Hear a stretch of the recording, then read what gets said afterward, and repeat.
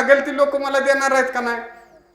तसं ह्या मुलांना सुद्धा भविष्यामध्ये ज्ञान नावाची, कला नावाची, संस्कार नावाची आई मिळण्यासाठी ही परमेश्वराची आराधना आणि कथाकथन आणि व्याख्यान आहे. आज पोरांना इथं फक्त प्रस्तावित करा म्हटलं तर पोरं काय म्हणले, नाही आम्ही तिथनच बोलतो. इथं येऊन माईकवर कोण पोरं बोललं का हो? नाही का नाही बोललं? त्याचा दोष कोणाचा आहे? माझा आहे का? त्या पोरांचा आहे का? दोष तुमचा आहे. कारण तुम्ही असे कार्यक्रम आयोजित केले नाहीत आणि त्या पोरांच्यात तो आत्मविश्वास निर्माण केला नाही. त्याचं चुकीचं आहे? चुकीचं आहे का?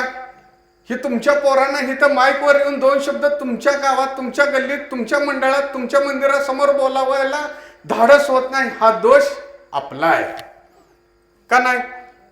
आज तो तुम्ही देऊन काढला, आज तुम्ही एवढं भरभरून बसला, भरभरून प्रतिसाद दिला.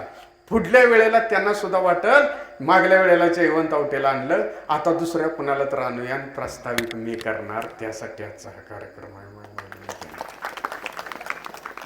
हित कुणाचं आहे? ह्यात पोरांचंच आहे का नाही? म्हणजे अप्रत्यक्षरित्या तुमचंच आहे का नाही?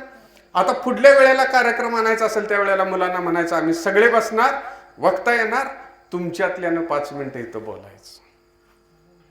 कोणही येऊ दे, बात नाही. आपल्यातली पोरं उभा राहिली पाहिजेत, बोलली पाहिजेत. आपल्यातल्या मुली उभा राहिल्या पाहिजेत, बोलल्या पाहिजेत.